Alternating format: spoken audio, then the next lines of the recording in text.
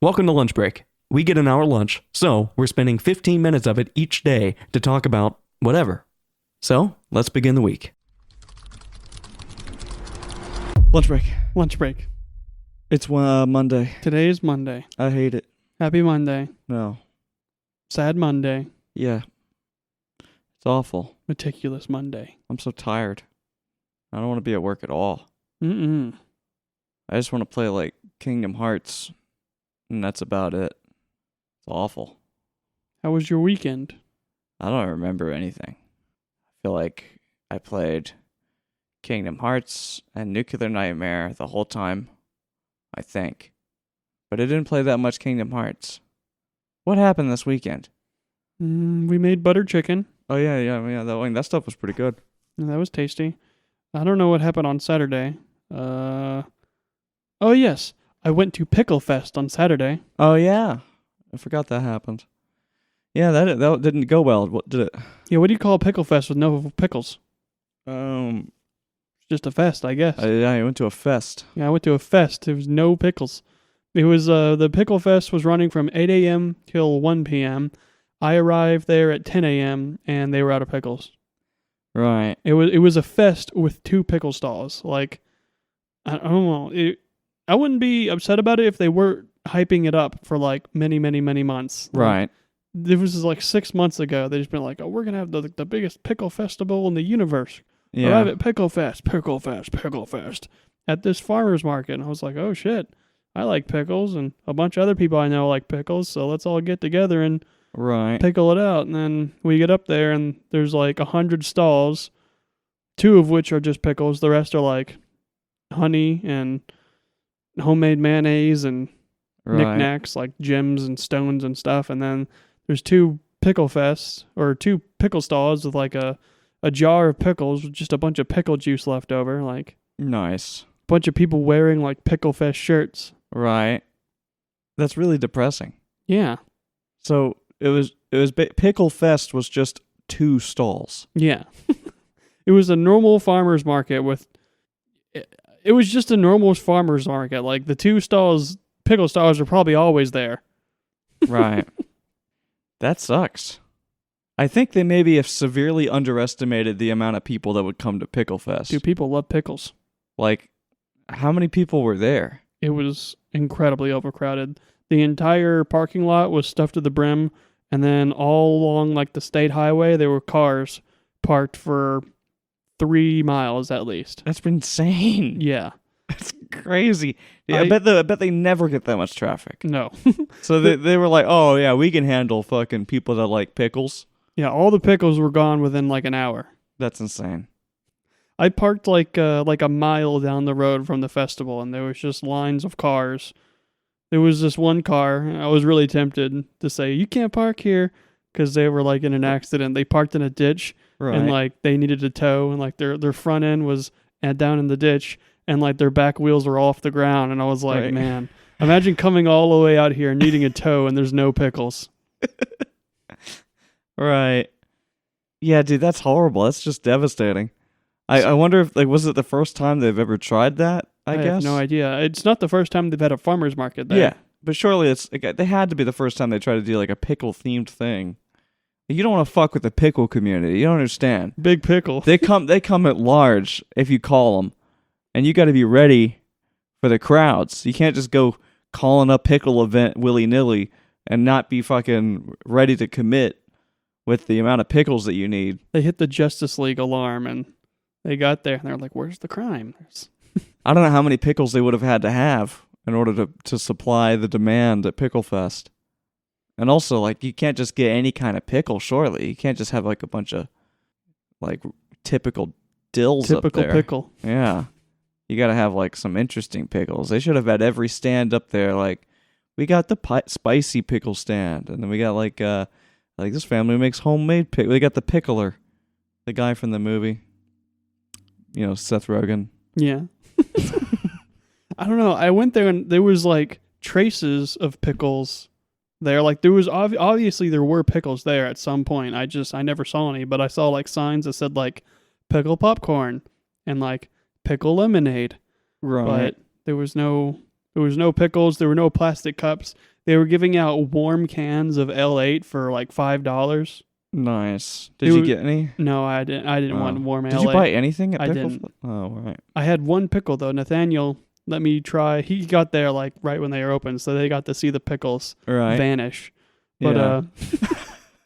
he got like some freeze dried pickles, and those were actually really fucking good. Like I ate it, I was like, whoa, that's delicious. Yeah. And then he gave me a freeze dried jalapeno, and that just tasted like a bad eraser. Right. I want to get a freeze dryer. I do genuinely think it would be cool. We could do that. We could freeze dry pickles. There's all kinds of weird shit that you can freeze dry. Like banana chips. Yeah. But then like just stuff that you would never think of. Like I don't know. I saw somebody do it to like applesauce. Mm. And it turns it into like applesauce chips Ooh. that you can just like eat. Like I don't know, you can do all kinds of shit with it. I'm kind of interested in it. The only problem with freeze drying is it just takes ages. Like it's like an all day process. You throw stuff in there and you have to wait like 24 hours before it's actually ready. Yeah, I don't really know anything about it other than everything I've ever tried that's freeze dried always tastes really good. Yeah. Yeah, you can just do it to like so many weird things. Like freeze dried grapes are apparently really good. Mm. And like anything that's normally like really watery but like concentrated in flavor. Freeze dried tangerines or something. Sure. Yeah. Like I think I don't know this for sure, but you could do like peas. So like you know the harvest snaps I like? I feel like I've had these before. Like the harvest snaps that like you just eat them like Yeah. I think those are freeze dried, I guess. That would make sense. It's sort of cuz they're just crunchy or whatever. But I could make my own. I could literally just get a bunch of freaking, peas, like pods of peas, put a bunch of salt on them, throw them in a freeze dryer, and then when they come out, it's Delicious, nutritious snack. yar. And it's like insanely cheap. Pretty cool. What else did we get up to over the weekend? We played a lot of Nuclear Yeah, Nightmare. the Nuclear Nightmare was cool as fuck. The game is fun. I like it.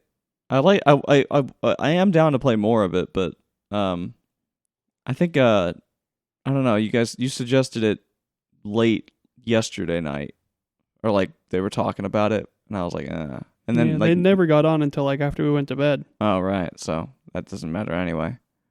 I know there's like the forest update that's a part of it. I would really like to see the forest in Nuclear Nightmare.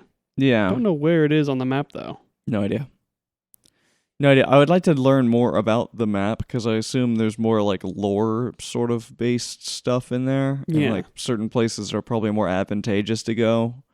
Obviously, Shelter's like horrible, which is super ironic. Like you'd think Shelter is going to have Shelter, but there is not a single building you can go into in Shelter. It's just like a blown up aircraft hangar.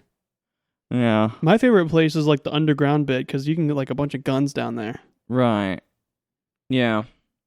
Yeah, there's loads of just like things in the game. I only like recently, like I was still discovering shit. Like I found like the camera and was like taking photos or shit. Although you don't like actually man it, you can't just like take any picture. You have to go to like certain spots. I like playing with the radio too. That was really fun. I didn't even know that was a thing. We played one round. We were all talking on radios. Oh, the walkie-talkies. I got you. Yeah. Yeah, that was really cool. It was super helpful. It was also fun that like at some point I died and lost it and I didn't have one and some people had one but others didn't. Yeah. And then I found somebody's dead body with one on there and I picked it up and I'm like, is anybody on there? And I found Blinky. Like Blinky was like the only one that still had a radio. Oh and I was like, oh my God. And like Blinky kind of found Braxton, I think. And then or somebody. And then I was with Nathaniel and Tatiana. So I was like we were trying to like kind of get our stuff situated there. I think that was the one where we almost extracted, and like because I managed to get like some comms about where we were gonna meet up, even though things got really blurry. And then I ended up losing that walkie-talkie somehow. I don't know how that happened. Like in a scuffle, I lost it. Oh God. And so I was no longer able to contact anyone. And I think at that point you messaged me on Discord, and I never replied to it. And the reason I didn't reply to it is because I had already told Nathaniel, I already told everybody else where to go, but I wasn't with them because I couldn't get in the vehicle, so I had to walk. So I was just walking there at night while they were driving off, and I knew that they were going to meet up with you soon, so you would know what was going on. Anyway, I was like, there's no point in me replying because you're about to find out what's going on. But I don't think I ever made it back or something. I can't remember what happened. I just know I eventually died, and then everything fell apart. But that game is fun. Just it's super chill. Well, I say chill. It's like there are moments in it where it's like really. It can either be like really just kind of like we're kind of on our mission here, and then it gets dark, and then things fall apart really quickly. And I love that Blinky said I gave him like a really atmospheric death because like me, you, and I think Nathaniel were like trapped in a building with no weapons. Right. And like I was sitting there over the radio like, Blink, we're gonna die. There's a fucking he's breaking in now. We've got no weapons. And then I'm like, oh my god, and I cut out of the radio and stopped talking. Yeah. I don't know who heard it. There had a moment where I was like definitely about to die.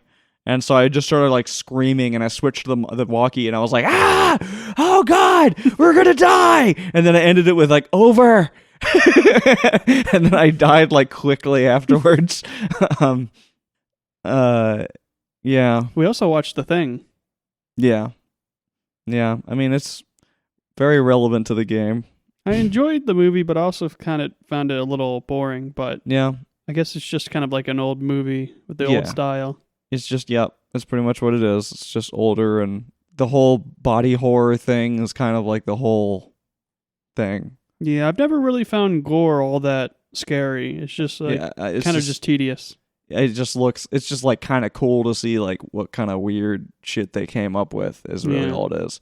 I remember seeing like a documentary a few years ago, I think, about the body horror in The Thing and how it's like apparently they did it like differently to other 80s body horror films, but I don't know how they did differently. I'm not really sure, other than a lot of it was animatronic. They had like shit puppeting, a lot of like, stuff in there to make it move, which was cool. Like, but yeah, I don't know. Obviously, a lot of layers. They did a lot of tearing things open and stuff. But yeah, no, I mean the art style of that movie is really cool. The plot is just not. It's very one-lined, one-tracked, and then it also just kind of ends. It just derails at the end. You're like, okay, blow everything up, and they're like, shit. Let's just sit out in here and drink, see what happens. Yeah, this is over. I love the atmosphere of the movie and like the setting specifically, and then the music. The music I was a big fan of. Right. Just that drone, like one note piano sound. Right. I'm a very big fan of just very simple music. Yeah. I mean, it gets the job done a lot of the time. It just sets the atmosphere. It is a good movie. Oh my god, dude. Definitely wants me to play more Nuclear Nightmare. I really I don't know if it is a feature, but God, it would be so cool if it is a feature. Like, whenever you're playing as the Thing, you can, like, mimic other players. Yeah, I haven't found any way to do that yet. I did try to, like, attempt it, but I couldn't figure out a way to make it happen. I tried looking it up, and the internet is incredibly confusing about it for some reason, so I don't know. The AI implied that it was possible, but it could just be hallucinating. I have no idea. So, yeah. It was really cool whenever we were just like in the little station, and I just looked at the computer to check who was alive, and I saw Brandon was alive. Oh yeah. And then like I turn around and I see Brandon walking around, and then it says Brandon has shot off the flare. Like, no, he didn't. Yeah. Like, oh, that's not Brandon. Right. No, he came into the room we were in and like just stood there for a while, and then turned around and left again. And I was like, he's not saying anything. And then when it said it shot the flare, I was still watching him like walk down behind the building we were at. Oh my god! And then I was like, "Oh, that's not Brandon." And then I just saw the monster like run back around, like up and like straight for us, like right after noticing that. Yeah. The way that the monster moves is terrifying. Yeah. It triggers. I forget the name of that fear, but it's like the not being able to move in the medium that you're in. So like the go-to example is you're in water and there's a shark with you. Oh yeah. That specific type of fear has like a name, but how we're slowly drudging through the snow. Meanwhile, it's like a spider that can run at like Mach 10 on the snow. Right. You're just completely fucked. Yeah. Yeah. the atmosphere of the game is awesome. I've tried finding like reviews or like looking stuff up about it, and all I found was just like a huge symphony of people complaining that it's multiplayer. Like apparently people just hate multiplayer horror games. They're just like, we don't want it to be like it was like, wow, great game concept, sounds really cool. Too bad it's multiplayer. I don't know, it works amazing for multiplayer. Yeah, it's kind of like the perfect game for a multiplayer game. Is what it's built on. It works really well. It's not bad. I love the size of the game. I love how like all the little way stations between, there's like a kilometer, maybe 3 kilometers distant. So it's like it's basically impossible to run it. You have to use a vehicle. Yeah. I mean, you can. It just takes a really long time, and it's probably going to become night by the time before you get there, and you have to get really consumed. Yeah, you have to get really, really lucky. Yeah, no, I mean, yeah, it's awesome. I'm super happy about it. I hope they continue to make more games like that, like just with like good multiplayer atmospheres like that. That fucking horrible feeling when like the thing comes and like you get separated from your friends. Right. And you're just running out into the snow away from like the safe spot, and you just know you're getting more and more like deeper into a fucked up hole. You're just like now you're just like completely lost in order to like snowstorm. Actually achieve the goals in the game too. Like it's perfect. Like in order for the game to be really scary, you kind of do have to separate. Yeah. But the game naturally wants you to separate because to separate helps you get your stuff. You have to get the stuff in time, so you need to separate in order to actually do that. And then the fact that like everything's slower because you're in snow, so you're using the snowmobiles and the snow vehicles, so everything takes a long time. It's not like it doesn't feel like the game is just being slow for no reason. Like there's a reason why it takes longer to get places. So, like, I don't know, everything just comes naturally in it, which is nice. And I don't know, it's just cool, man. I feel like there's so many more terrifying possibilities that could happen in it. And also, like, we never really succeeded, ever. So, the last match, we almost made it. We did. Until me and Nathaniel both turned, and then it was like, all right, let's go ahead and fuck this up for everyone. It was such a cinematic ending, though. We were like, all right, let's all get together. Let's call the helicopter. He's like one button from calling it, and then the power goes out. Yeah. And then like we finally get the power back, and we're about to press it. You need to turn on the satellite. We're like, oh, fuck. All right, let's get to the helicopter. We get to the helicopter, and then boom, helicopter explodes. Everyone dies. Yeah. Yep. Yep. And I mean, obviously me and Nathaniel were hunting.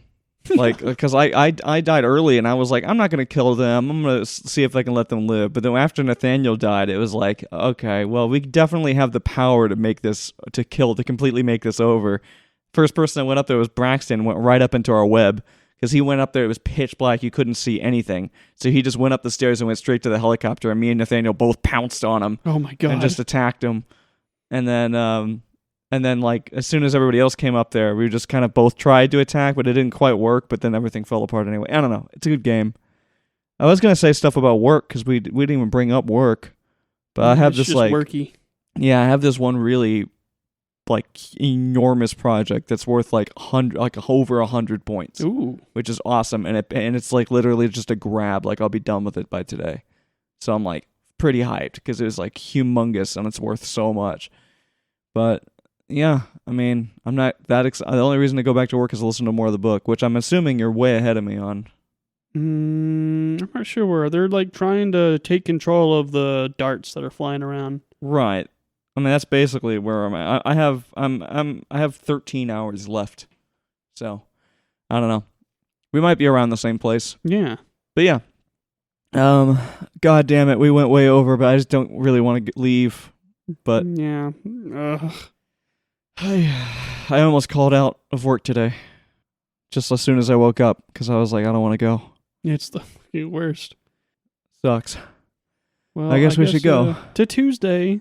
Yeah. Bye. Lunch break. Tuesday? Nice. It's fucking Tuesday, isn't it? No. Yes. Yes. No. Yes. How's work? It was good. I mean, so far it's been fine. I have actually been kind of just like holding my cards all day because I'm about to turn in that like gigantic thing, and when I do that, it's going to be ridiculous. So, yeah, just kind of taking my time a little as much as I can today. And then the only other thing on my bucket, I've also pretty much already fully completed. Like it's ready to go. and it's also worth like a decent amount of points. So I was just gonna ship them both at the same time. Be Mm. like, woo, celebration, and then move on with my life.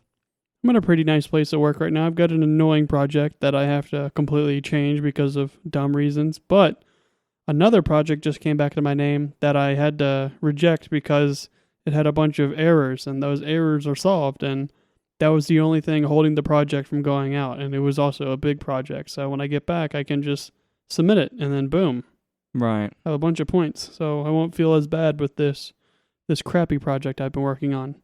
Nice. I learned something interesting about The Thing last night Oh yeah. in terms of their special effects and how they did the gore. Right. It turns out that they used a lot of bubble gum.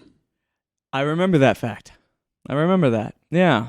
Loads and loads of gum. Yeah, Hubba so bubba. like the hubba bubba, the bits when they were like his neck was like falling and you could see like the skin tear and all the tendons tearing. Yeah. Is just like hot bubble gum. Right. Yeah. Yeah. Yeah, man. It's pretty. It's like I do think like still have like good memory. I've always had good memories of that movie. I just think it's like creepy. I don't think it's a bad movie though. Like It's you a said, good movie. yeah, you said that you were kind of well. The way you described it made me feel like you were a little bit on the fence about it. Like I liked it, but I was a little. I don't know. I think I'm just spoiled with horror movies. Yeah. Like I wasn't scared the entire time. I just like at this point, I don't really feel like horror movies are so much about the being scared. Like some of them are, but like in my experience, horror movies kind of are just about like making you feel anxiety, yeah. just uneasiness, and then like that movie I feel like does it really well. Like pretty much the whole way through, you like even from the first time you come in contact with the monster, you see the monster, you're like, what the fuck even is that? And because it can basically become anything, you're like, oh, like so this can go any direction. Like you have no idea how it's gonna go or what's gonna happen next. Like it could literally go, it could be anything. So that unsettledness of it is really good. And I feel like, I don't know, I feel like they did that really well. I don't know, man. To me, like, the only thing that really scares me is jump scares. Like, I need a horror movie to be, like, willing to be, like, have a creepy atmosphere, have, like, something I'm supposed to be scared of, and kind of hint at it, and then just throw it into my face sometimes, And, like, I want that. Like, there's a lot of people in, like, horror movie communities that are like, jump scares are cheap. It's stupid. It's not scary. It's, like, lame. And I kind of feel like it's gone full circle because we had so many years of like people feeling like it's too corny to do jump scares, and everything's turned to psychological horror. And now I'm like, I'm not scared of these movies. Like I want something to shoot out at me and me to be like, holy shit! Like I want that feeling. Yeah. And I'm not getting that out of horror movies anymore. The thing that always gets me in horror movies are like awkward camera angles. Yeah. That's the part that I like. So like the claustrophobia camera. Yeah, there's two examples that I can think of. There's 28 Days Later. Right. I love the camera work in that. It's very uncomfortable. And then also the Japanese movie Pulse Yeah. has very like Resident Evil type camera angles. Right. And like it'll be like static shots of something, and it takes your mind like a couple seconds to realize that the monster is in the shot. Yeah. That kind of scene like always makes me it makes me feel like I don't know, I feel the fear in like the back of my head. It feels Right. like ice or something washing down my neck. Yeah, like you, and the fact that you couldn't immediately recognize it, just that it's super unsettling. Like it could be in the room with you, and you don't really quite notice it until you do. Like, yeah, that's good. There's another movie I'm thinking of that was kind of like that. It was that weird freaking movie about the kid, and like it was like all of the shots were abstract. We watched the whole thing. Oh yes, I know what movie you're talking about. Like that movie kind of did that, but only that, and it never really went anywhere. Other than that, it was kind of an extremely boring movie, to be just frankly like an honest. endless build up. Yeah, like it was cool, like very artsy, like cool aesthetic and so on. But like in terms of the actual quality of the film, like 99% of the shots were just like floor, wall, And then a shadow goes past. shadow, edge of the wall. Yeah, it's like I feel the same way with jump scares. Like they're good, but it can't just be like jump scare, jump scare, jump scare, Yeah. jump scare, because then it just loses its value. Like I like a good build up to like the reveal and then like some heavy hitting jump scares, and not just one, like at least a couple. But I need them to be like I'm cool with fake outs. So you get that heavy build, introducing you to the concept, kind of giving you an idea as to what this monster might be like, and then you get those fake jump scares where you get a jump scare, but it's fine. It's like, it wasn't, it was a fake out. Nothing's really dangerous. No danger. Immediate relief after the jump scare.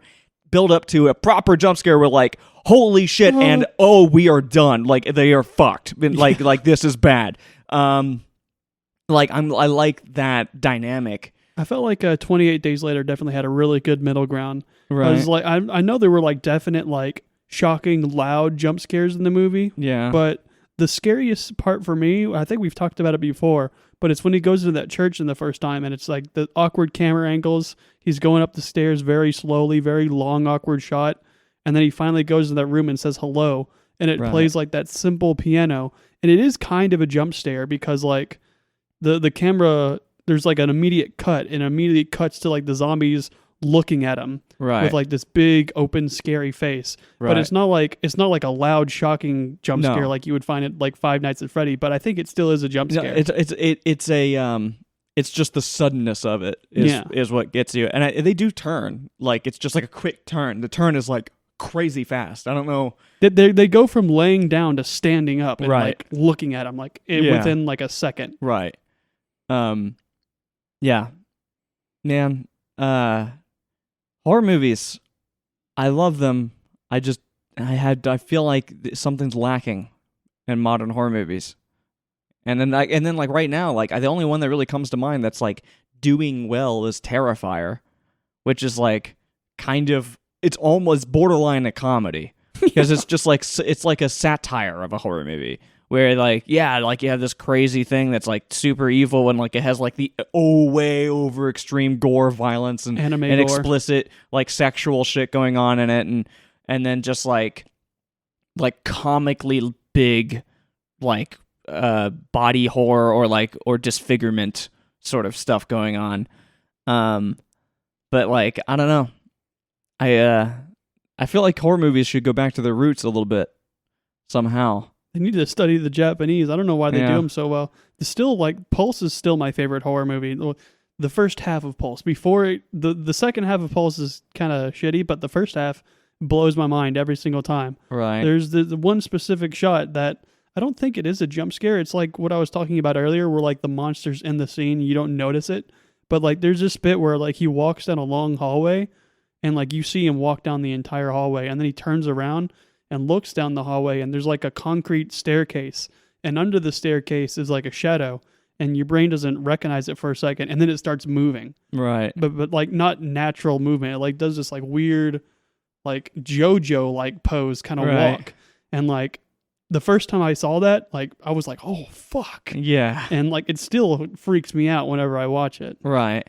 Yeah, like I think a lot of horror movies have very much try to like avoid showing the monster. So, like, because they want to lean into like the unknown aspect of horror, where it's like what you don't know is scarier than what you do know.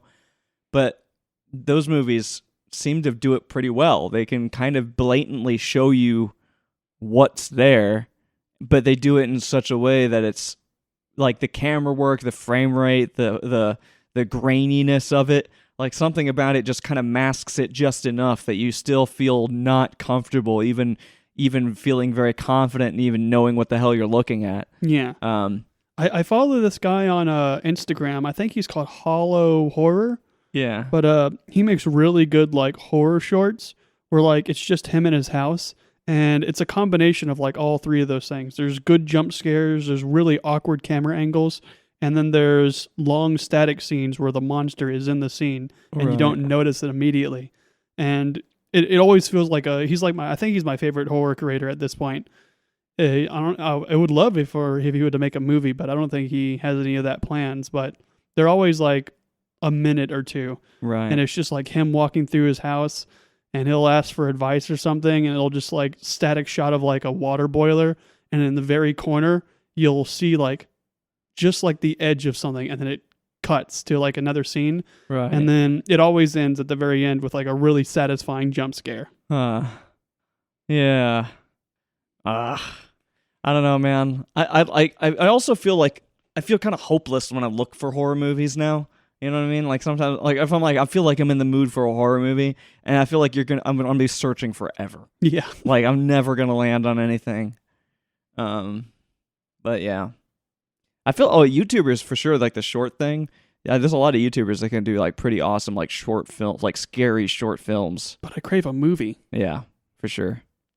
I got Lunch Break up on YouTube in its own channel yesterday. It's very nice. I've subscribed and ring the bell. Right. That one it's good to have it there. It's good to have it separated from the main channel. That way videos will go fully public. They'll show up better in people's feeds, and people will actually get notifications for them on that service, as opposed to like you can get notifications on all other services, but on YouTube that just wasn't a thing. So people that don't use other services can now use YouTube to see it. And another part of it is we could do videos if we wanted to. It also gives me a place where I can put posts and stuff, because I'm not using Twitter. I'm not using like social medias to like promote the uploads, even though I could have it automatic. I could set up like a Twitter account specifically for Lunch Break and have that promote it, and so on. But I don't know. I just I've being able to put posts on there is cool. If we do videos, like I've thought about being able to do, because we could do the whole Spotify video thing, but I don't know, it's kind of a pain in the ass. If we wanted to do like some kind of video or any kind of video, we could definitely do it on YouTube comfortably, and I think that might be the best way to do it. Like actually recording us in real life? Yeah, like I could set up a camera and we could do a few of these on video. Yeah. You know, we don't have to do all of them like that, but we could have some of them like that. And that could be fun. And that would just go on that channel. Yeah. So there's that. I don't know what direction we really want to take all of that stuff, though. Like, I'd like to do more like weekend episodes that aren't necessarily like in this time frame. Not Lunch Break. Yeah. But it's still going to be under Lunch Break. So I don't know.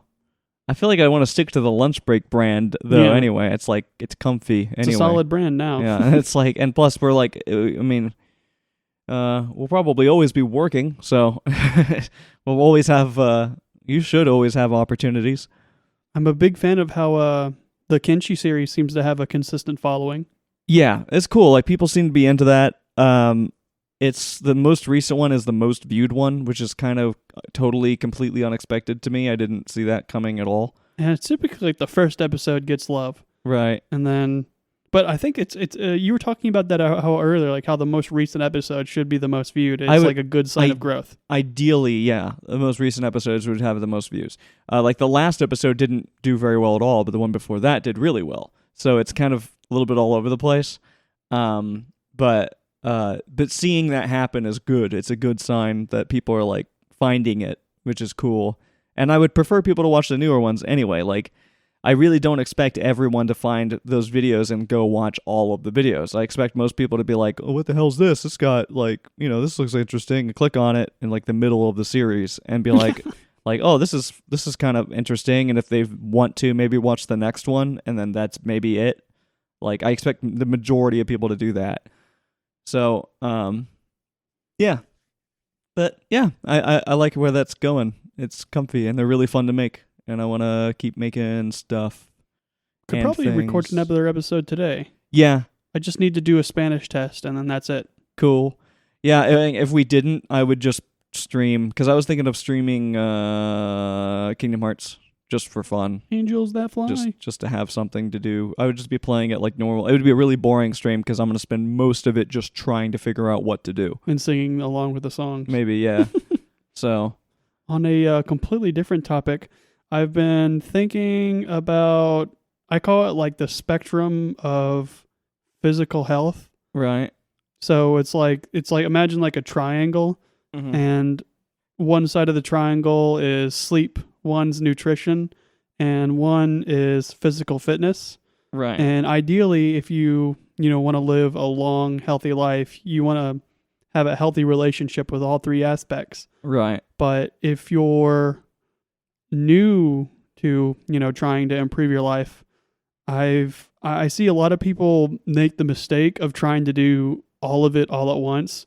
So like, I got to fix my sleep schedule, I got to go on a diet, and I got to work out, and you're trying to, do all those things, and they'll stick to it for 2 weeks and then burn out on it. Right. And I was talking to someone earlier, and I feel like maybe good advice would be, instead of focusing on all three at once, just practice being able to consistently do one of those. Right. Yeah, that makes sense. I mean, I usually find myself doing 2 at a time. Like, I'll either get good sleep and do lots of exercise, but then I'll be eating like garbage. Yeah. So and then in that way, like, I'm still burning a lot of calories because I'm doing a lot of exercise and sleeping well, but like I'm eating crap food, but I'll probably be gaining at least muscle in that period of time. And then sometimes I'm like eating pretty well and doing lots of exercise, but then getting like no sleep. And then, that's not ideal. What's the third combination? I guess sleep and eating, but no exercise. Yeah, just lounging around all the time. Lounging around, but eating well. I totally do that every once in a while too, where I just like kind of just take a break from my more regular workout stuff and then just kind of try to not eat like shit and sleep a lot. I was also thinking about like, if you're consistently trying to improve those things, you are going to fall off the wagon sometimes, and you shouldn't dwell too hard on the fact that, like, say you failed for a week and right, you ate like garbage. You shouldn't let those thoughts, be like, oh well, I guess it's pointless, and I'll just not do it anymore. Yeah, well, I feel like that's the biggest muscle that you have to build, is bouncing back and just being like accepting that there are going to be phases where you won't be able to optimize something, and then just kind of like recover from it. Also important. Like the thought that different people react differently to different situations. So some people be like, oh, you have to exercise, or you have to find your sleep schedule. Like, I feel like it's a personal journey. Some people are going to have a lot more difficult time working out than they say would fixing their diet or fixing their sleep schedule. Like, on my personal journey, I found fitness to be the easiest aspect and sleeping the most difficult. Right. But different people will have a different experience. Yeah. I've been struggling with sleep too much, and it's driving me a little bit nuts. And I've been I need to like fix that bit. The sleep bit is so insanely important, and it sucks so much when you don't do it right, but somehow it's so easy to fall into the pattern of not doing it. One of our coworkers phrased it as sleep revenge. Yeah. We're like, because we work this schedule and we have to go to sleep early, right? And we also have adult responsibilities, right? We want to stay up late and get revenge on the sleep so we can do the stuff that we want to do, right? But you really gotta not let yourself get into the sleep revenge cycle, because you can fall apart really fast. Right. Yeah, but yeah, we gotta go. We've gone long. Better than going short, I guess. Well, to Wednesday. Yeah. Bye. Lunch break. Lunch break. What is Wednesday? Today's Wednesday. Yeah. Happy Wednesday. How's work going? Awful. Awful? Awful. I'm getting stuff sent back to me that is allegedly not done correctly, that I'm not entirely sure if it is actually not done correctly. So I have to do a lot of investigating, and I'm not excited about it. Like Sherlock Holmes? No. Reluctant Sherlock Holmes? I suppose. I guess. Work's going okay for me. I still working on some crappy project where it's all like, do it anyways, even though it's outside of the scope. But my temporary supervisor gave me some work, and he was like, you want some free points? And I was like, sure. So he gave me this job where literally I didn't have to do anything. No like after work things like papers or reports or anything, nothing. I just got the project in my name, and then that was it. I just submitted it. 3 points. You got a temporary supervisor, like a substitute teacher? Yeah, well, now I have a second temporary supervisor, because like my original supervisor quit. So then I was put onto this one guy's team, and then my supervisor was like, you can't be on this team. So now I got switched to a different team today. Huh. So I'm on my second temporary supervisor until they can hire a new guy. Wild. Very, very interesting. I have a question. Hmm. So, Schmaby, Yeah. on a scale from no to yes, where is Schmaby if maybe is in the middle? It is closer to no. Schmaby is closer to known? Yeah. Okay. For sure. Thank you. It was just something I was wondering. Yeah. What would you call the maybe that leans towards yes? Eh. Eh. Oh God, I choked on spit. Why did I try to breathe that? Oof. Anyway, I'm not over it. Deep breaths. All right, I'm back. I it's just so bad. I'm okay. I'm back. Bum, bum, bum. I'm excited to get out of work just so I can edit. I just want to get working on that. Yeah, we recorded Kinshi yesterday. Yeah. It was something. I really have no idea what it's gonna look like in the edit. And last time I remember, I was like not very happy with it in the recording, and in the edit, I liked it a lot. So I have no idea what to expect. I do know that I'm gonna try a plugin for like auto cutting stuff. When you go online and you find people that talk about these tools, people have these stupid personal blockers to using stuff like that, where they're like, yeah, well, it's kind of dumb, like it takes the creativity out of it. Like if you want to if you want to automate your editing and just make it like a robot, then it's like whatever. And like I don't know. I find that It's just weird. a time saving tool. Right. It's cuts that I'm going to make anyway. Like I would have to go through and make those cuts before I can even start working on the project. I don't know. I found the discussion around those tools to be kind of annoying. It's like Leonardo da Vinci hiring backup painters to paint the sky blue, and people have been like, what the fuck, Leonardo? You're not creative anymore.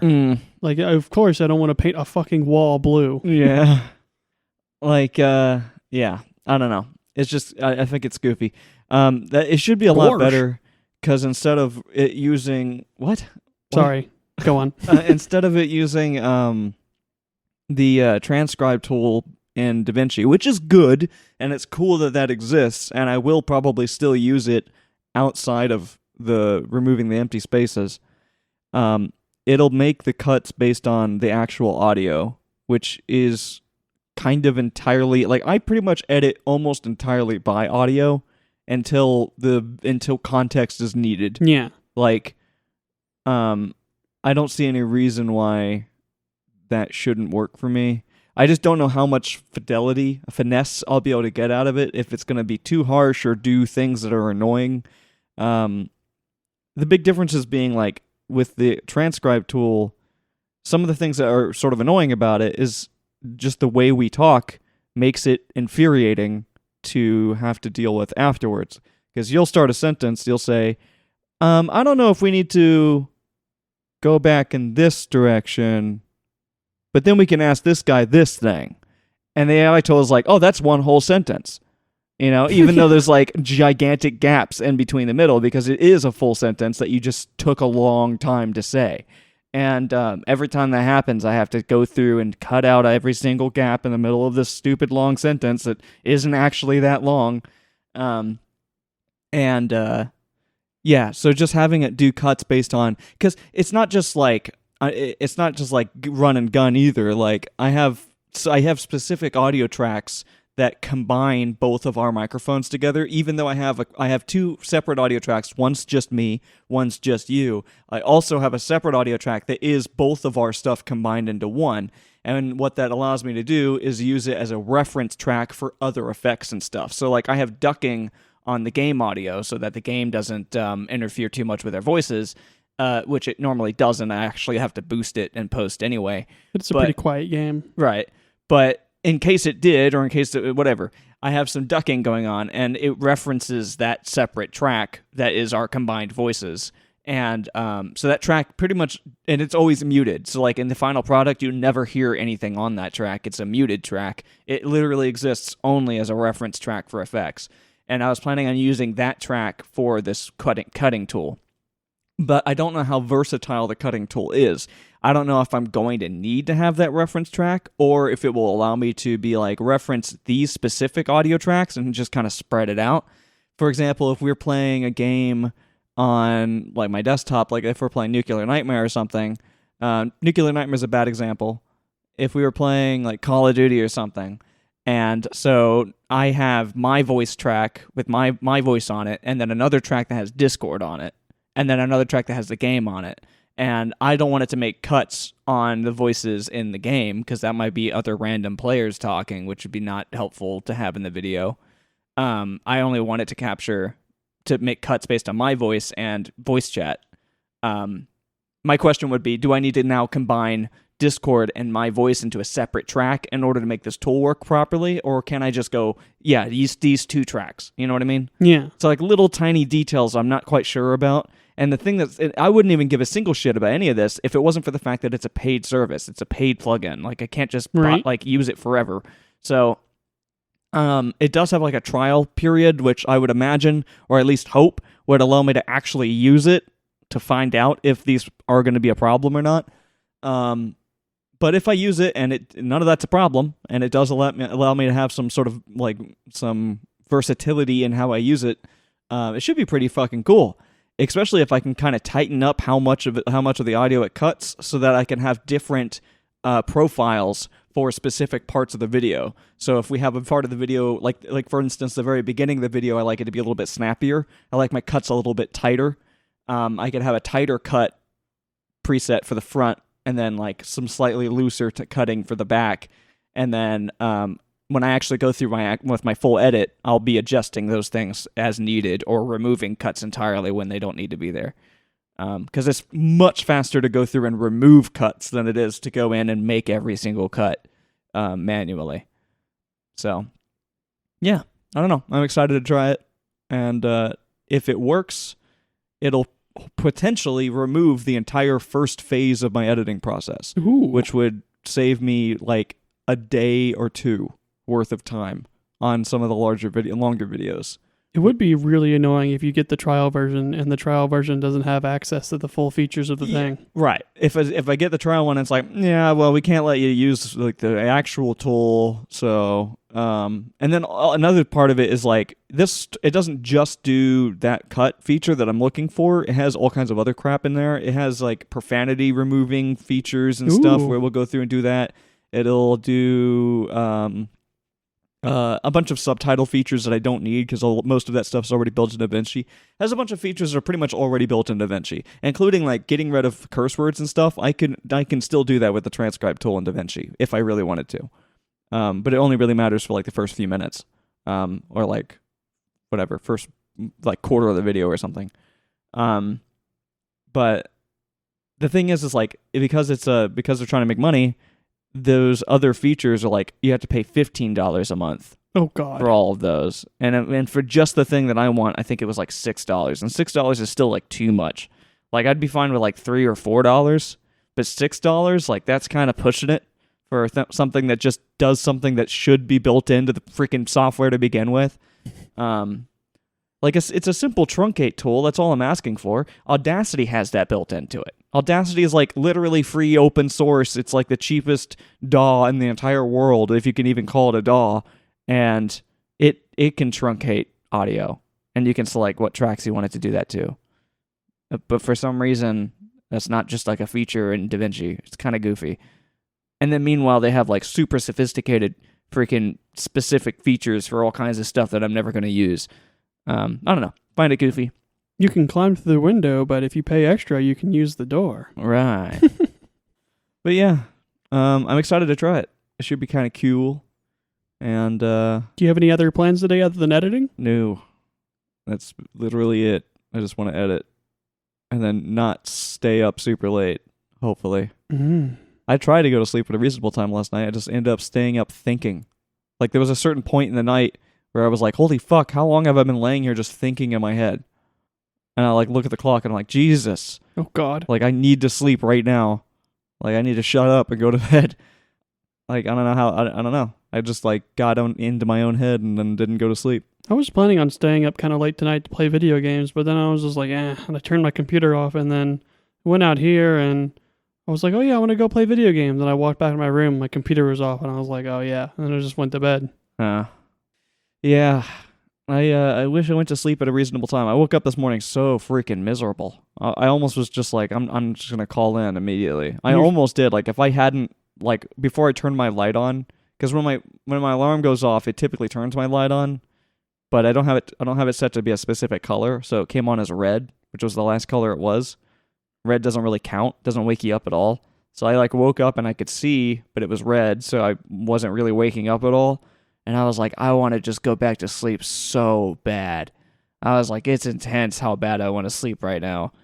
And I was like, if I grab my phone, like I had all the motivation in the world to grab my phone and call, but I was like, maybe I'll just turn my light on fully. And I was like, hey Google, turn my light on, and or set my light to white at 100%, and then it did it, and then suddenly I was like, fuck, Awake. yeah, like I felt that motivation just go away. When you're so tired in the morning, so you have to like peel yourself out of bed instead of just getting out of bed. Right. Yeah. No, it was bad.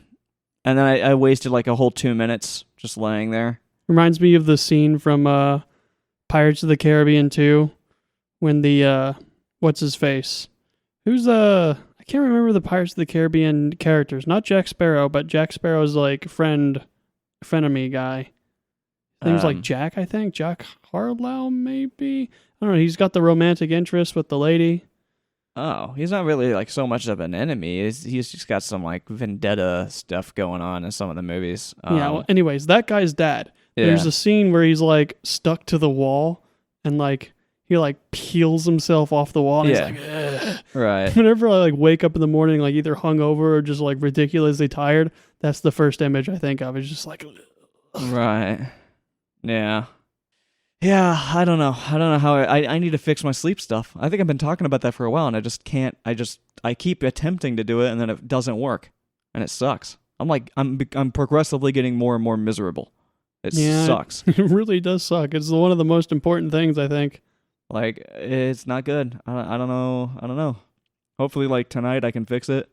Because if I have another morning like this morning, tomorrow, I might just die. yeah, well, I might call in. I might literally wake up and this time I'm gonna remember what happened this time and be like, yeah, no, I'm not doing that again.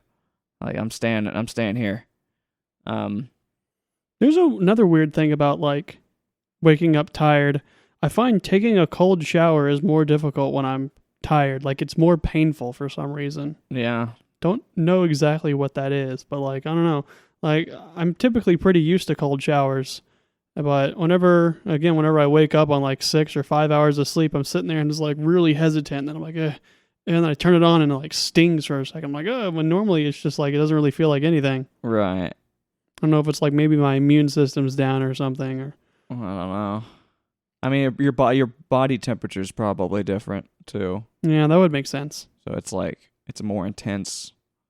But the cold shower is a very good method I find for waking up, even when I'm like really tired. Like, even if I peel myself out of bed after the shower, I'm typically pretty awake. Yeah.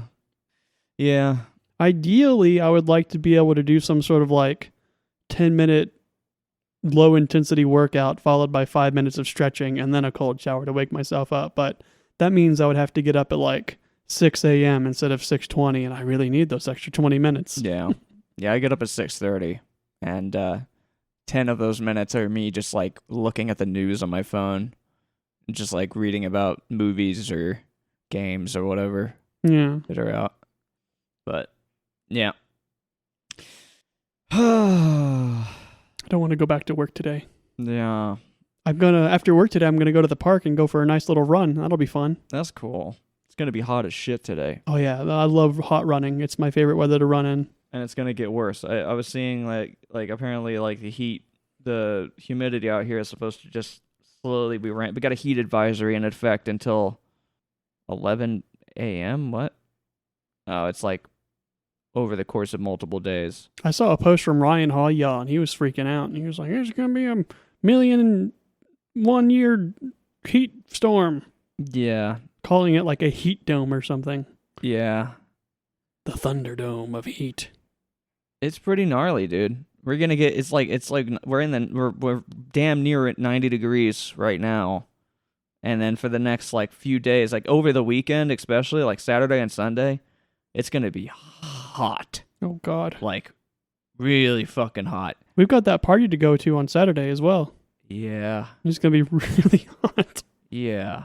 Well, I mean, at least the grilling will only happen outside, so it'll just be Tatiana suffering in the heat. yeah, it'll be 72, humidity of 72, Oh God. a low of 76, and a high of 90. So, It's insane when you wake up in the morning and you go outside and it's already hot. yeah. Like 7 a.m. and it's like hot as fuck and you're Right. sweating. Yeah. Yep, the heat's getting intense. I hope it doesn't get too much worse than this throughout this whole freaking summer. Really hot weather reminds me of like a few songs. Like there's songs from Hotline Miami and Yeah. then a lot of Plastic Beach and The Fall from the Gorillaz makes me think of hot weather. Yeah, Plastic Beach for sure. That So- one, the intro song for Plastic Beach with the Right. and Yeah. like that I don't know what instrument they use, but it's like it kind of sounds like the ocean. I have no idea. I don't know what that would be. There's like there's the guitar bit that's like dun dun dun dun dun dun dun, but like the background sound that's like I don't know. Not sure. God damn it. We should go. Oh yeah, we got to go back. Well, at least today's Wednesday. Ugh. yeah, it's the worst. It's no good at all. Tomorrow's Thursday. Yay. To Thursday. Yeah. Bye. Lunch break. Lunch break. Thursday. This was interesting. Yeah, how's work going for you? It's been pretty normal.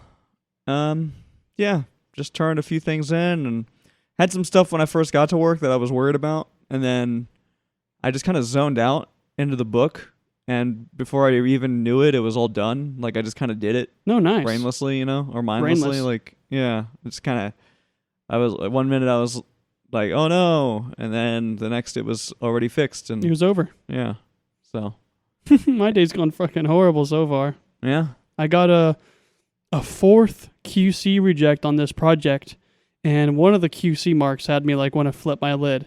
He was like, well, so on the 22nd, there was a new change, and I've already redesigned this project twice, and this new update, he was like, so on the 22nd, you got to redesign the whole project again, and I was like, oh my God, and then that's whenever I got the fantastic news that my tire was flat, so oh yeah, went ahead and just changed the tire and got all drenched in sweat because it's like 100 degrees outside. right.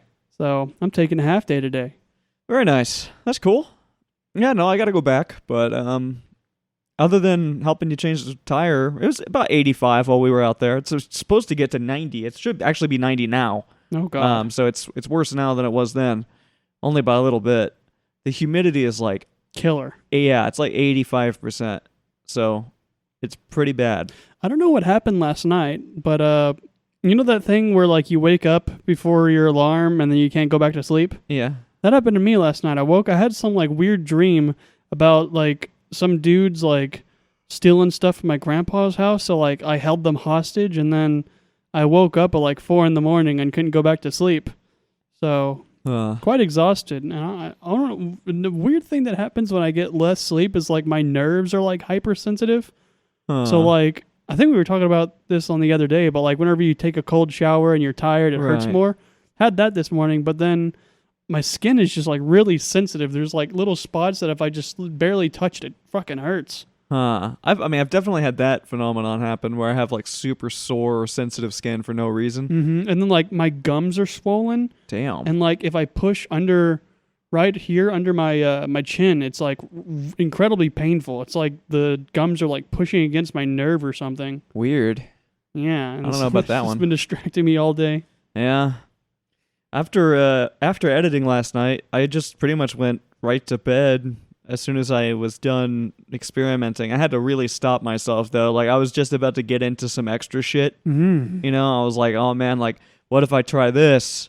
And then I was like, no, stop. And I turned everything off and then just went to sleep. But I went to sleep at a good time last night, which is pretty dope. I actually got like 8 hours of sleep last night. That's very so good. I woke up feeling like crazy. Like it's really weird when you go so many days without getting proper sleep. And then you wake up after getting proper sleep and it's like, holy shit, I actually feel good. Like, You wake up and you wake up actually. yeah, it's like, wow, I don't feel like shit. It's not like your soul is still in bed. Right. How's you got that new plug-in? How is that going? That thing is pretty dope. I'm not 100% thrilled with it. I give it like 8 out of 10. The only reasons, one, first of all, because it costs money. I haven't started paying for it yet. I'm still using this trial thing. And so that's 1 star gone, easy. 2nd star gone because it didn't it worked really, really, really well, but it didn't work perfect. I say that because I tried doing a more aggressive cutting strategy with it, and it was just a little too aggressive. And I don't know. I just couldn't find a good balance between paste and aggressive cutting with it that I felt super good about. How specific can you be with the aggressiveness? Pretty much infinitely. Like, it gives you very, very fine-tuning parameters as to what it does. And even down to, like how big should a space be between something before it should be cut out, and then how much room should you leave on either side of that cut? Should you leave more room on this side compared to this side? And what decibel level should you be looking for those cuts, and when should you drop it off, and all kinds of like little finessey things to try to get it just right. What I ended up going with though is a fairly like balanced pacing where I had to do some extra cutting at the very beginning just to get it to speed up a little bit for that intro stuff. But I like the pacing that it's at. It's a little slow. It's definitely slower than the rest of the videos have been. So I am not 100% sure if I like it like that yet, but I personally like it being a little bit more paced. Like I like the cuts to be a little bit more balanced, a little smoother. And it's also nice because they're so consistent. So I do obviously do my own cuts in there, especially when I'm making changes or taking stuff out. But because of that little buffer that it automatically gave me, it makes my cuts more consistent across the video. Yeah. So it kind of has like this, it just feels a little bit better. Like it just feels better watching it because the cuts are it's more consistent. It's less random or less all over the place because it's not done by hand. And then, so I have a lot I need to cut out though. I have like an hour's worth of video still, even after, like we recorded 2 hours worth of video. I managed to get rid of an entire hour by just trimming it down, but I still have an entire hour left. So, yeah, I got a lot to look at. I can't remember all of that much that actually happens in the video. I just kind of run around with my other group and beat people up and then train second. Yeah. So it's like, it's not a particularly exciting one for any reasons. It's going to be a much slower one than I think all the others, which I think is fine. Like, inevitably we got to get shit done. Yeah. But, yeah, I don't really see how I'm going to be able to make this one, like, exciting, but it should be interesting, if that's, it'll at least tell the story. It just won't be a very exciting episode of the story. Fuck off. There's a goddamn gnat in my face. I'm definitely very excited for Second to escape Rebirth, because there's a lot of really interesting locations right out of Rebirth. Like, there's a town I'm going to stop at before I go on this big adventure called World's End. Right. And that's where, like, the tech hunters have their HQ, so I'm going to introduce the tech hunters as a faction, and I'm trying to work it in story-wise where, like, inspires Second to go on, like, a pilgrimage to the Great Library, which is on the other side of the map, but still on the path that I need to take to get home. Right. So there's going to be a lot of lore stuff in the next coming episodes. Gotcha. I will never not be thrown off by the fact that you say library and not library. Library? Library. It weirds me out. It's such a weird one. I say things wrong all the time, like, what did I call Ocran? Orcran or Oricran or something? Oricron, I think. Yeah, Oricron. I think, yeah. Oricron Da Vinci 6. What's the planet from Futurama? Omicron. Omicron, yeah. Omicron Persei 8. Yeah. But yeah, no, today was interesting that you're fucking, because I just went to my car on break, and as I was like walking back, I noticed your freaking tire was just completely done. I think it started to get flat this morning, because like I remember it feeling a little weird when I was driving to work today. Like I was turning while backing out, and I felt like I just like completely lost traction for a second. I was like, what the hell is that? Yeah. But then I was like, and just went to work. Right. Yeah. It's very strange. This is like the 4th time. It's the same tire that keeps going flat. Yeah, I don't know. I really don't know what's causing it. The tire shop I go to, they hire a gremlin to go around and stab my tire every 6 months. I guess. Like, I don't know. The only thing I can think of that you do that I don't do is you, like when you pull in, you kind of let your tires touch the side, the edge of the sidewalk sometimes. Yeah. But I don't think that would cause your freaking tire to pop over and over and over again. Especially the same tire again and again and again. Right. I don't know. The exchange of information was pretty interesting because I did like 2/3 of it all in Spanish. Yeah. I called the guy there. I called him El Jefe, and he really liked that. That means or the boss. Yeah. I said, ¿Qué tal, Jefe? Which means what's up, the boss. Right. Or just what's up, boss. Right. He's like, oh, you're learning Spanish. And I'm like, yeah. Right. En mi universidad. And he said, my Spanish pronunciation sounds very nice. That's awesome. Yeah. I do want to learn Spanish more. I just don't know how to. I don't want to go to freaking college to do it. If I can avoid that. It's probably possible to autodactyze Spanish. Yeah. I'm not very good at learning like that. There's a few things that I can like teach myself. Mostly just like stuff I'm super passionate in. Right. But I do like Spanish, but it's not something I'm like obsessive over. Right. It's just something I'm kind of interested in. Yeah. So I find the structure of class really helps me. It points me in the right direction of where to focus. Right. Yeah, for sure. Yeah. I mean, how much generally do you think you're even that's costing to go to freaking college for that? Too much. College is stupid expensive. Unless you can get some sort of scholarship or anything. Right. Which I used to, for my entire associate's degree, I got that basically for completely free. So right. That was definitely worth it. But the bachelor's degree, I've only had one scholarship so far, and it doesn't really pay for anything. It pays for like 10% of the cost. Right. Damn. Thankfully, born into wealth, you got my rich-ass grandfather paying for it, so don't really have to worry about it. But still kind of feel guilty being all like, can I have money, please? I can't pay for this. Yeah. I definitely don't think it's worth it to go unless you're passionate in it or you have the ability to not go into debt. Right. Yeah, I still stress out about the idea of freaking buying a house because I'm like, I don't know, like it's just gonna suck. I don't want to spend my money.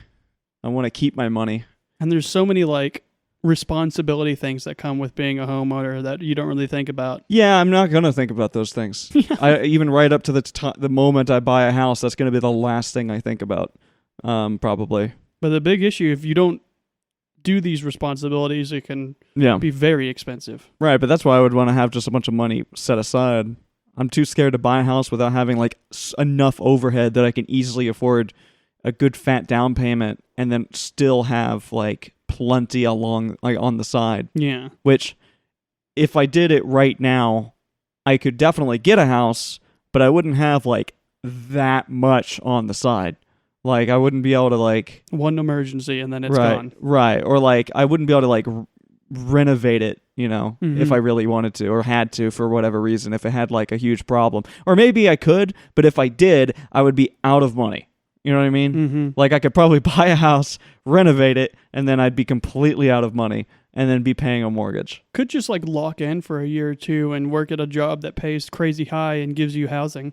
I guess. Have like no expenses, but then that means you're like working on like an oil rig or something. I mean, I'm able to save a decent amount of money here right now. Mm-hmm. It's just it definitely could be better, I suppose. But I wish it was easier to get promoted at this job. yeah, pretty much no way to go up. So I felt like super betrayed, like right before we got bought by the company that we got bought by, because like my supervisor was like, "Yeah, you're about a month away from getting promotion to the next level," and then he was like, "All right, you can in about a week you're gonna get promoted," and then we got bought, and then that was gone. Yeah. Now the new company's like, "Yeah, no, we're never gonna promote you ever." Yeah. Yeah. Except for a year, they tossed me a nickel as like a little raise. Keep the change. Yeah. When does that happen again? I think it happens January or February. Huh. Or it could be December. I don't know. One of those months. Yeah. Too long. And not enough. That really does suck. I know. Like, literally working at Taco Bell, I'd get $1 raise every year. Right. And then every 6 months, I'd get like a 25-cent raise, which is even higher than the raise they give us. Right. Granted, I wasn't getting paid as much as I was at Taco Bell.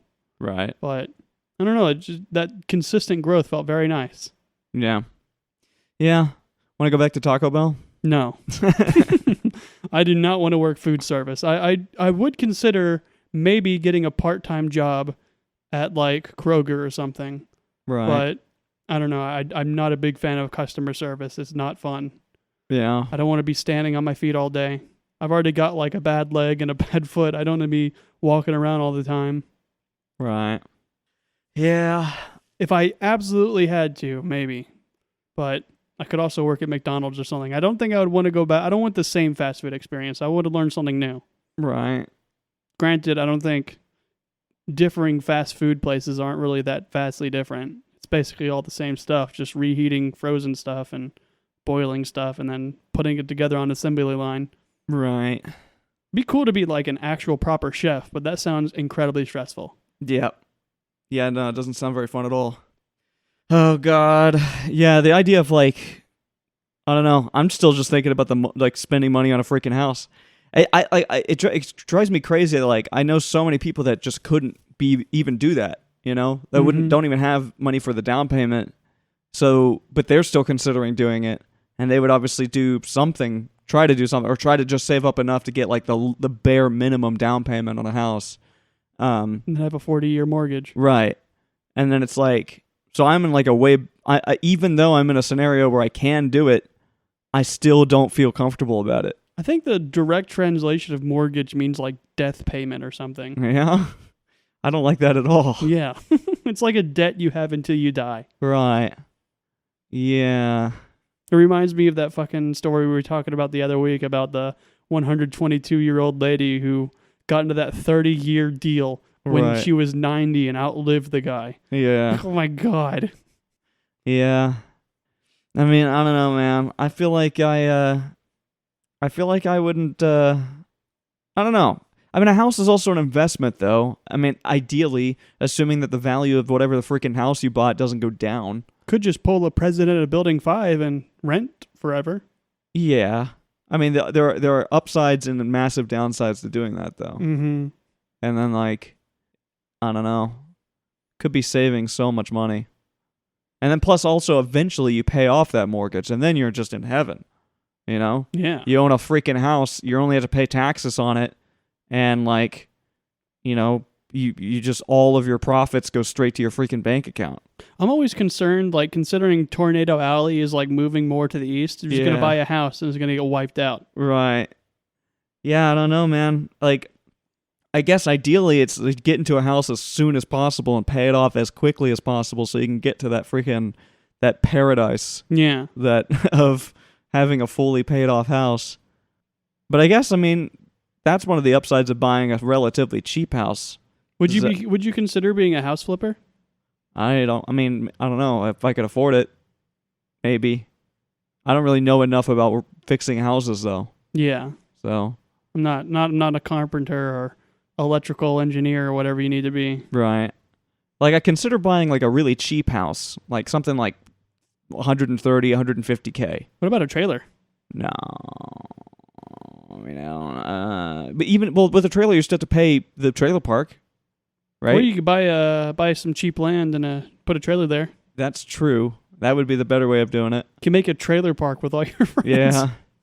If they're all up to it. Yeah. Maybe we could ask Brandon, be like, hey, can we buy a part of your land and put a trailer there? Yeah. And then it gets flooded, Right. wiped out by a tornado. Yeah. I'd like to own the land I live on, potentially. I'd like to do that, I guess, kind of soon. But, I don't know. It's just a stressful concept. But, yeah. Got to go back. Yeah. I guess I do. Really do. Really have to go back. Really don't want to. No. I don't have to. Bum, bum, bum, bum, bum, bum, bum, bum, bum, bum. Yeah. Well, to Friday. Yeah. Yay. Yay. Bye. Lunch break. Lunch break. It's Friday. Happy Friday. Yeah. How's your Friday going? It's been whatever, dude. I had one thing on my bucket that was worth enough points that I could just chill. So I got that out like right before lunch, and so now I just have like QCs and stuff. I'll turn in a few of those, and I'm all good. So, kind of mostly just been distracted. I started looking into like my old podcast I made when I was like 12, and it really, the thing about that is it contains a bunch of little snippets of my life then, where I'm like, a lot of this I would have a lot more information on had I not deleted everything from my freaking old YouTube channel. I used to have so much. I had so much gameplay video of me when I was a kid. I made like full edited videos I worked really hard on back then that I was like really proud of, and like I had so much stuff.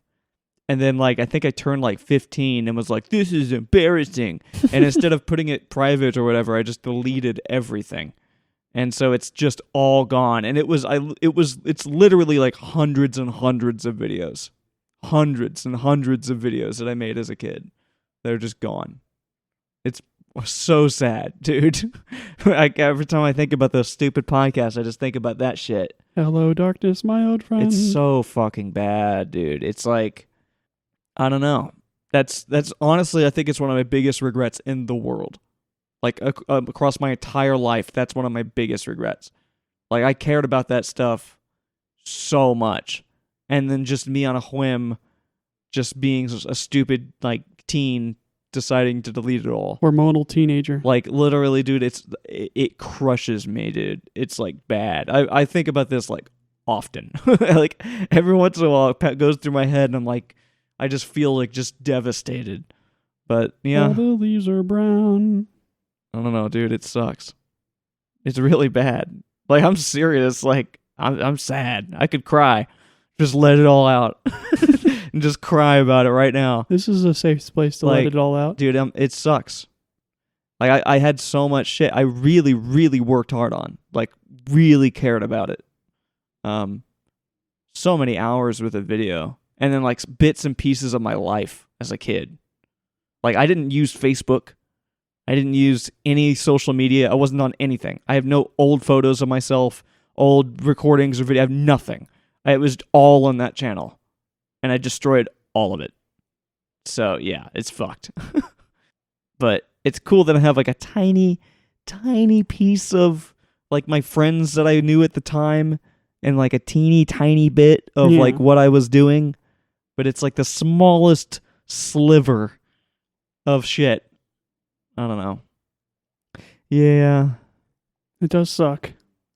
Just don't do it again, I guess. Yeah, I guess. You have like a midlife crisis. No, I basically just never delete anything now. I'm terrified of deleting stuff. I really can't believe I did it. I don't know. It kills me. Yeah. Definitely like the worst decision I've ever made. Not sure if there's really anything you can do about it. No, I'll just be really sad every once in a while. I guess that's pretty much it. Yeah. Work's been really annoying today. Yeah. It's just a lot of random issues with the software that we use. Yeah. It's they did a bunch of changes to it, and now it just sucks. It's that same story over and over again at our job. Yeah. I don't know. It's the way it goes. It's the way of the road. Yar.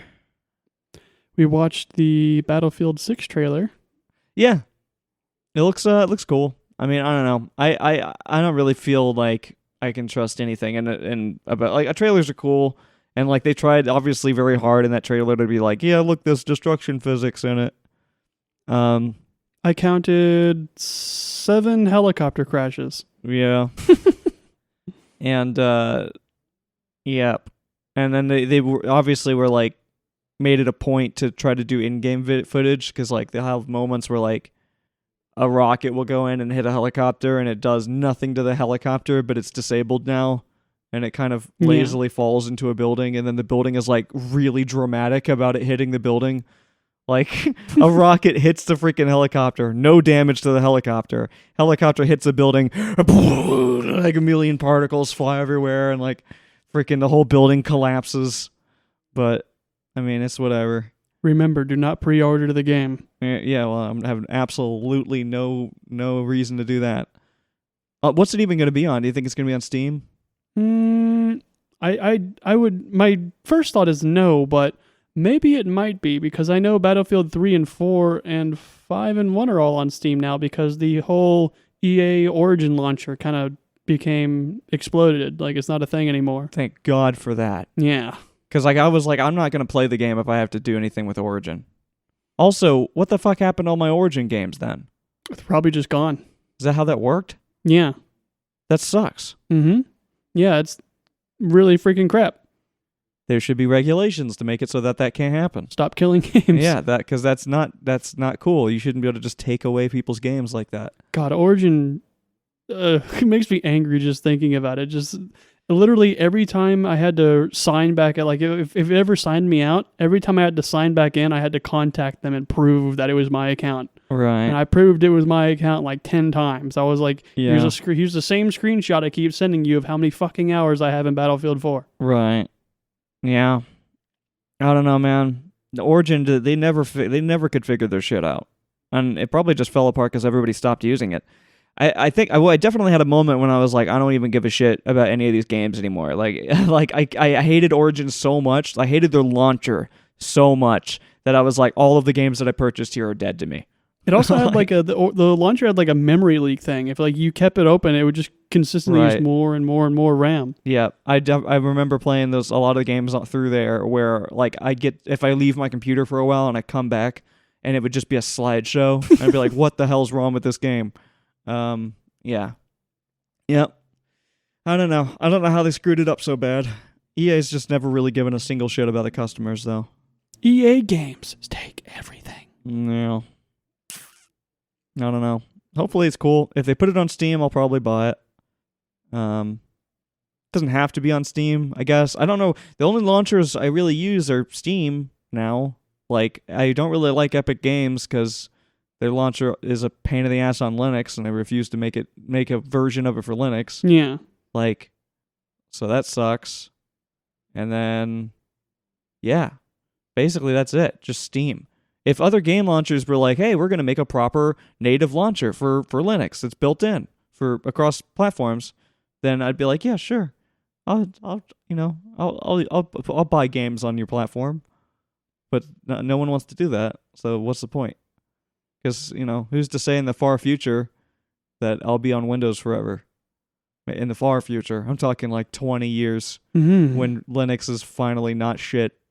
And, yeah. How old is Linux? Very. Extremely. I think it's, I was going to say it's older than Windows. I don't think that's true. But, I don't even know how old Windows is. Yeah.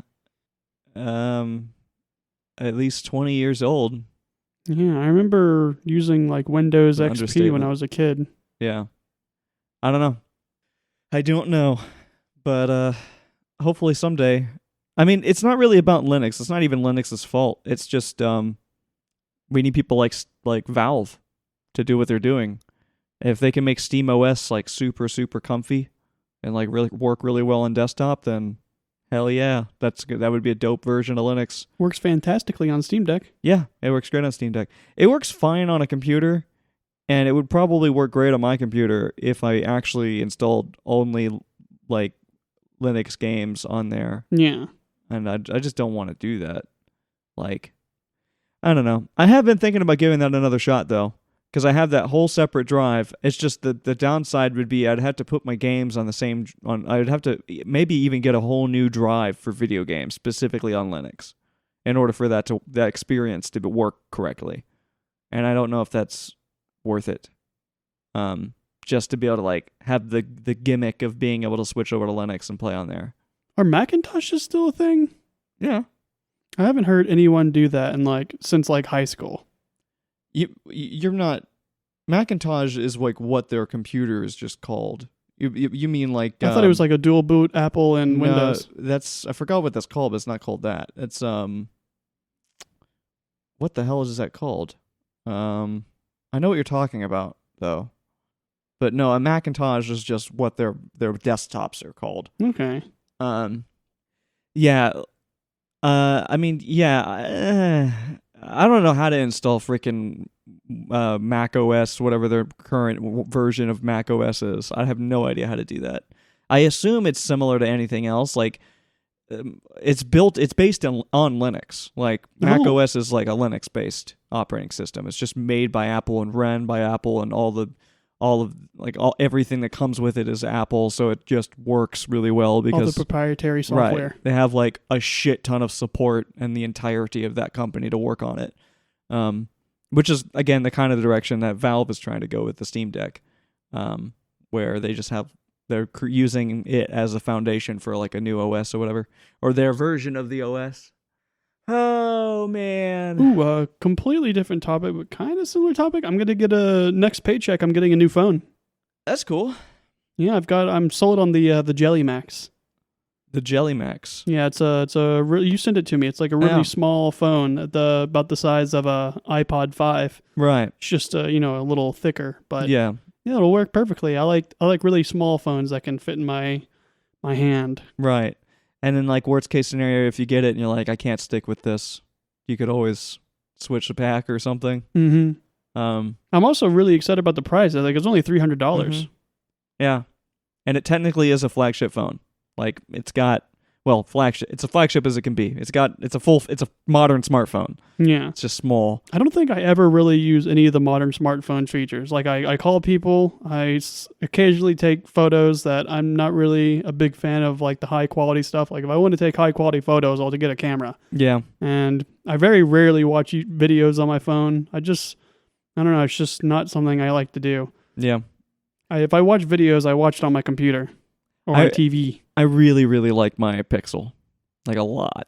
I love this phone so much. I'm very, very, very happy with it. I will probably, if I ever get a new phone in the future, as long as Google doesn't fall off the face of the planet and become like super fucked up, or their phones don't get super shitty, this is like pretty sweet. Like, I think it's in the Goldilocks zone of good smartphones, where it wasn't too mega expensive and it's got like a good enough amount of features in it. I like the built-in AI and customization features that come with your phone. Yeah. Like, it's comfy. I like it. It's I'm glad I got it. I agree that like I could probably do with a much less crazy smartphone, but like honestly, and I was looking at the Jelly ones, the reason why I wouldn't want to buy those is just I don't like how thick it is. Like, the thickness thing bothers me. It shouldn't bother me that much, but it does. I'm like, I don't like how thick it is. It looks like a freaking lifeboat. Like, I don't know. But, I mean, I really like a thin phone, you know? Yeah. I think it's cool to have a nice thin phone, even though my phone's hella thick with the case on it. But, at least compared to when I have the case off of it, it's like really thin. I'm also considering either getting try to either repair my old iPod 5 or get a new iPod 5, or just try to find like an original iPod and go back to, because I'm getting back into long distance running, and I used to just run with my iPod, and that was it, and it was really convenient because it had just like a headphone jack, so I was never worried about my earbuds flying out or my phone falling out of my pocket, because it's just so small. It's just going to stay in any pocket. Right. But when I run now, I have so much stuff to carry. Like I got my phone, I've got my keys, I've got my Bluetooth case and headphones, and I had to get this. Sorry. I had to get this this strap. I don't know what it's called. It's not a Woot strap. The Woot strap's the one that monitors your heartbeat. It's like a fit strap or something. Right. Basically, it's just like a belt you wear that you can slide all your equipment in and it doesn't fall out. But it was just so convenient just to run with very little things. I always found it's not very much, but it adds up over the entire run. Just constantly checking my pockets and pushing my earbuds back in. It's distracting and tires me out. Right. So I'm really just considering, and plus I got my Fitbit watch now, and this, I don't need like a phone to track my runs anymore. My watch does it for me. Right. Yeah, I mean, the downside of getting like an iPod, especially like an older generation iPod now, is just a general lack of support. Mm-hmm. And then like you wouldn't be able to install, I guess you don't really use Spotify anymore, but you wouldn't be able to install like modern Spotify. I don't think you'd be able to even install modern YouTube. You'd have to get like an older version of those apps. Ideally, I would just use the music app on there where I could just download my own music. Yeah, you'd have to buy all your music again through Apple, and through like iTunes. Yeah. Yeah, and then nothing else you have is in the Apple environment, so you'd have to like, it would just be like a weird Apple-y environment on your on one device. Yeah, I don't know. I'm too scared to even get into the Apple stuff anymore, or like to even look into it. I had a bunch of music on like iTunes that I bought a long time ago. The Apple environment is an abyss. Yeah? Why? What do you mean? It's just like this endless void, and once you're in it, you can't get out. Yeah. It is though. Like, it's really hard to like, it's hard to dual use Apple stuff along with anything else. Yeah. But yeah, I don't know. I miss the iPod 5 in general just because of how it felt. The form factor of the iPod 5, I think, was freaking amazing. It was very good. But, yeah. We got to go. Got to go back to work. At least it's Friday. Yeah, it's Friday. And what are we doing? Where are we eating? Why is Alexa talking to us? Stop. Alexa. Stop. What even is that? What the hell was it playing? There was some weird Friday song.